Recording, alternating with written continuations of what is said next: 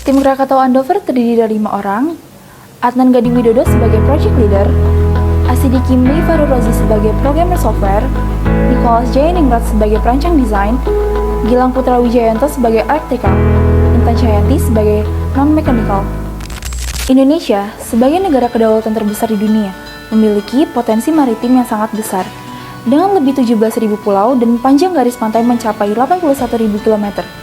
Laut Indonesia memegang peranan penting dalam berbagai aspek kehidupan bangsa, khususnya kapal penumpang menjadi tulang punggung koneksivitas antar pulau, mendukung pertumbuhan ekonomi, dan menjaga kedaulatan negara.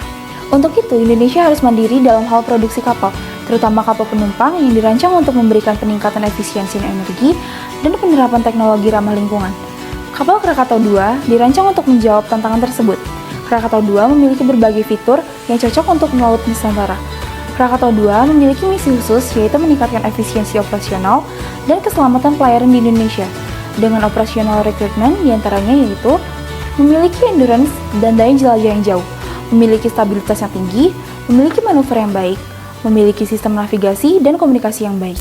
Selanjutnya adalah proses pembuatan lambung kapal. Proses pertama dimulai dengan tahap desain. Pada proses desain, kami menentukan dimensi-dimensi kapal seperti LOA dan LWL. Dari situ, kami menggunakan software Maxup dan SolidWorks untuk mendesain lambung serta membuat light plan. Setelah proses desain, kami membuat pola untuk mencetak lambung. Kami merakit semua pola tersebut menjadi lambung kapal. Selanjutnya adalah pemberian resin dan fiber pada permukaan kapal dan dilakukan berulang sebanyak 2 kali untuk memastikan tidak adanya kebocoran pada lambung kapal. Langkah selanjutnya dilakukan proses pendempulan pada lambung kapal untuk meratakan bagian yang tidak rata. Setelah dempul kering, dilakukan proses pengamplasan agar lambung menjadi halus dan setelah itu dapat dilakukan tahap pengecetan.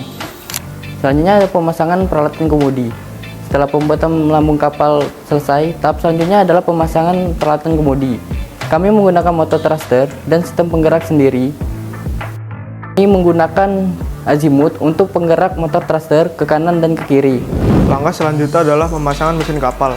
Kami menambahkan box elektrikal untuk keseimbangan kapal sekaligus proteksi komponen terhadap air. Kemudian kami merakit semua komponen elektrikal sesuai dengan diagram yang sudah dibuat.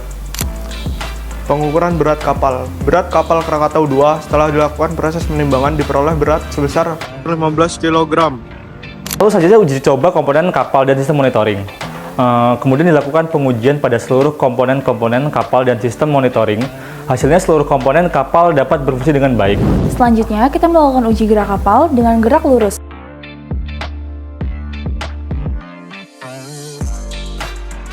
Uji gerak zigzag.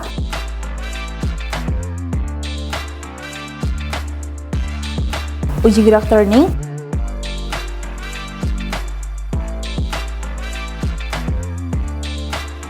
Dan melakukan uji pada lintasan sesuai dengan lomba KKI 2025.